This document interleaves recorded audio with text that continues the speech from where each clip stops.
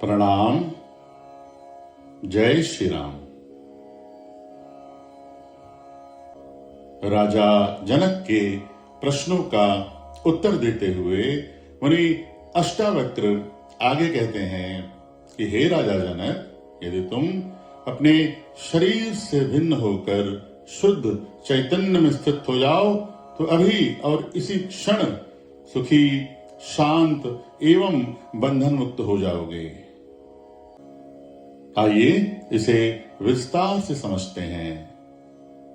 मुनि अष्टावक्र का ये उद्देश्य हम सबके मार्गदर्शन एवं ज्ञान के लिए है और हमें ये समझाता है कि यदि हम इसी क्षण, इसी पल सुखी, शांत एवं बंधन मुक्त होना चाहते हैं तो हम अपनी शरीर, अपनी बुद्धि, अपने मन से भिन्न होकर अपने चैतन्य स्वरूप में स्थित हो जाएं, अपने आत्म स्वरूप में स्थित हो जाएं। बस यही है आत्मज्ञान, यही है आत्मबोध, यही है परमानंद। आइए अब हम ये समझने का प्रयास करते हैं कि अपने शरीर और अपने मन से भिन्न होकर अपने आत्म स्वरूप में कैसे स्थित हुआ जाए, अपने चैतन्य स्वरूप में कैसे स्थित हुआ जाए। इसके लिए 3 मुख्य आवश्यकताएं हैं, 3 बेसिक रिक्वायरमेंट्स। तो वो 3 आवश्यकताएं क्या हैं, आइए समझते हैं। नंबर 1, निर्मल मन, clean mind, pure heart. Number 2, आंतरिक जागरूकता, इंटरनल अवेयरनेस। और नंबर 3 है आंतरिक सजगता, आंतरिक सतर्कता, इंटरनल विजिलेंस। आइए अब इन तीनों आवश्यकताओं के विस्तार में जाते हैं। यदि हम आत्मज्ञान का अनुभव करना चाहते हैं, आत्मबोध का अनुभव करना चाहते हैं, ब्रह्म का अनुभव करना चाहते हैं, अपने चैतन्य स्वरूप में स्थित होना चाहते हैं, तो मन का निर्मल होना अनिवार्य है। यदि हमारा मन मलिन है तो हम ब्रह्म प्राप्ति, ईश्वर प्राप्ति, आत्मज्ञान, आत्मबोध, इन सब की कल्पना भी नहीं कर सकते। चाहे हम कितने भी प्रयास कर लें, सारे के सारे प्रयास निरर्थक होंगे, उनका कोई परिणाम नहीं निकलेगा। अब प्रश्न उठता है कि अपने मन को निर्मल कैसे बनाया जाए। इसके लिए हमें अपने जीवन में 2 मुख्य परिवर्तन लाने होंगे।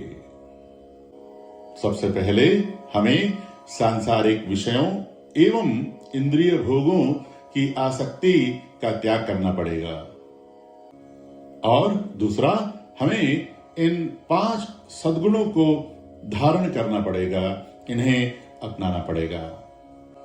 ये 5 सद्गुण हैं क्षमा, सरलता, दया, संतोष एवं सत्य। यदि हम इन दोनों उपायों को अपना लें तो निश्चित रूप से हमारा मन निर्मल हो जाएगा। आइए अब हम ये समझते हैं कि अपने शरीर और मन से भिन्न होने के लिए दूसरी मुख्य आवश्यकता क्या है, और वो है आंतरिक जागरूकता, इंटरनल अवेयरनेस। आइए हम समझते हैं कि आंतरिक जागरूकता का क्या अर्थ है। आंतरिक जागरूकता का अर्थ है हर क्षण, हर पल स्वयं के साथ रहना, अपने शरीर की हर गतिविधि को देखते रहना, ऑब्जर्व करते रहना, उसका अनुभव करते रहना। जब भी आप एकांत में बैठे हों तो अपनी श्वास का अनुसरण करने का प्रयास करें, अपने ब्रीदिंग को फॉलो करने का प्रयास करें। आपको कुछ नहीं करना है, बस आपकी नासिका से श्वास आ रही है, उसको बस फील करना है, उसको अनुभव करना है। उसके बाद वो श्वास फेफड़ों में पहुंचती है, उसको अनुभव करना है। फेफड़े फूलते हैं, उसको अनुभव करना है। उसके बाद फेफड़े सिकुड़ते हैं और सांस बाहर जाती है नासिकाओं से, उसको अनुभव करना है। जब भी समय मिले आप ये अनुभव करने का प्रयास करें। 5 मिनट आप ऐसा करके देखें, आपको बहुत रिलैक्सेशन मिलेगा, आपको बहुत शांति मिलेगी। यहां हम किसी योगिक क्रिया की बात नहीं कर रहे हैं, किसी प्राणायाम की बात नहीं कर रहे हैं। हम सिर्फ इतना कह रहे हैं कि आप अपनी श्वास का अनुसरण करें, ब्रीदिंग को फॉलो करें। बस सिर्फ इतना करना है। इसी तरह जब आप भोजन करें तो पूरा ध्यान भोजन की प्रक्रिया में लगाएं, पूरी तन्मयता के साथ भोजन करें। जब आप अध्ययन कर रहे हो, पढ़ाई कर रहे हो, तो पूरे फोकस के साथ अध्ययन करें और ऐसा महसूस करें कि आप अपने आप को अध्ययन करता हुआ देख रहे हैं। बस यही है आंतरिक जागरूकता। हम कोई भी काम कर रहे हो, पूरे फोकस के साथ करना है, पूरे ध्यान के साथ करना है और ये महसूस करने का प्रयास करना है कि हम अपने आप को वो काम करता हुआ देख रहे हैं। यही है साक्षी भाव की तरफ पहला कदम।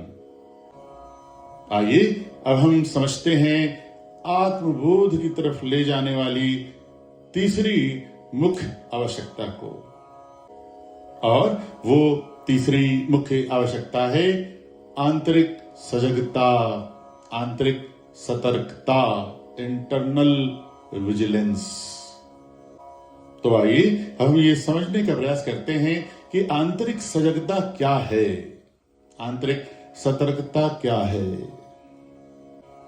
हमें हर पल सजग और सतर्क रहना चाहिए उन विचारों से जो हमारे अंतर्मन को परेशान कर देते हैं, या यूं कहिए कि अंतर्मन को मलिन कर देते हैं। जैसा कि हम सब जानते हैं कि हमारे अंदर विचारों का प्रवाह निरंतर चलता रहता है और उनमें से कुछ एक विचारों को हम अंदर से पकड़ लेते हैं और उसके बाद हमारे अंतर्मन में एक द्वंद्व चलता रहता है और उसके बाद हमारे अंदर एक दुख का भाव पैदा हो जाता है जो हमें अंदर से परेशान कर देता है। तो हमें सजग रहना होगा ऐसे विचारों से जो हमारे अंतर्मन को मलिन कर देते हैं। हमें निरंतर इस बात से सजग रहना होगा कि क्या कोई ऐसा विचार है जिसने हमें इस समय पकड़ लिया है, हमारे अंतर्मन में उथल पुथल मचा रहा है, हमारे अंतर्मन में द्वंद्व मचा रहा है। एक बार जब पूरी सजगता और सतर्कता से आप ये जान लेंगे, हाँ एक विचार तो है जो मुझे परेशान कर रहा है, जब आप ये जान लें उसके बाद आपको कुछ नहीं करना है। आपको सिर्फ ये समझना है कि ये एक टेम्परेरी विचार है, आपको उस पर सोचना बंद कर देना है। आप देखेंगे कुछ देर बाद वो विचार चला जाएगा। सारी समस्या यही है कि हम हर एक विचार को पकड़ लेते हैं और सोचते रहते हैं, अपने आप को परेशान करते रहते हैं, अपने मन को मलिन करते रहते हैं। इसको हम ऐसे समझते हैं कि मान लीजिए एक क्रिकेट टेस्ट मैच हो रहा है, एकदम हरी घास से भरी हुई पिच है, पिच पे नमी है, सुबह का समय है और तेज गेंदबाजी हो रही है। तो एक सजग, जागरूक, एकाग्रचित्त बल्लेबाज होता है। वो हर एक गेंद को, हर एक फेंकी गई गेंद को आखिरी समय तक देखता रहता है और उसको छोड़ देता है। ठीक इसी तरह हमें भी अपने जीवन में हर क्षण, हर पल इन आंतरिक विचारों से सजग रहना है, सतर्क रहना है। तो ये थी आत्मबोध की ओर ले जाने वाली 3 मुख्य आवश्यकताएं: निर्मल मन, आंतरिक जागरूकता एवं आंतरिक सजगता। जैसा कि हमने आपको पहले बताया कि मनुष्य की सबसे बड़ी भ्रांति यह है कि वो शरीर और मन को वास्तविक मैं समझता है और लाभ, हानि, सुख, दुख, भय, मृत्यु इन सब चक्रों में पड़ा रहता है। एक बार यदि वो अपने शरीर और मन से भिन्न होकर अपने आत्म स्वरूप में, अपने चैतन्य स्वरूप में स्थित हो जाए तो ये उसको समझ आ जाएगा कि वास्तव में मैं ये नश्वर शरीर नहीं हूं, बल्कि मैं तो अमर आत्मा हूं। और एक बार जब ये ज्ञान हो गया, जब ये बोध हो गया, तो फिर आनंद ही आनंद है, कोई दुख नहीं, कोई बंधन नहीं। मुनि अष्टावक्र कहते हैं कि मुक्ति कोई भविष्य की साधना नहीं है, कोई गंतव्य नहीं है, कोई डेस्टिनेशन नहीं है, कोई मंजिल नहीं है, बल्कि मुक्ति तो अभी और इसी क्षण संभव है।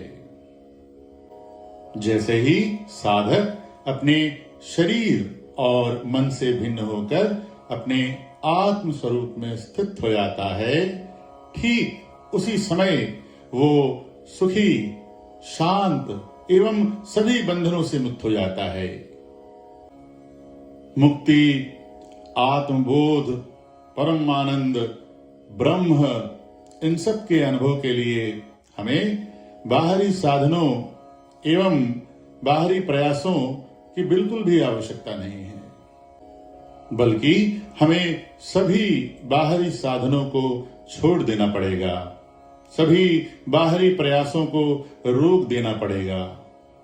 हमें पूरी सजगता एवं जागरूकता के साथ अपने आत्म स्वरूप में स्थित हो जाना पड़ेगा। ठीक उसी क्षण हमें मुक्ति, परम आनंद, ब्रह्म का अनुभव अपने आप ही हो जाएगा।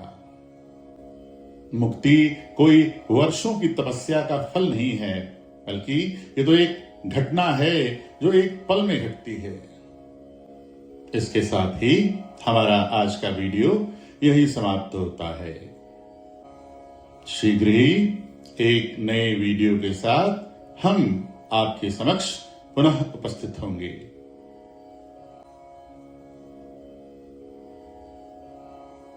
धन्यवाद। जय श्री राम।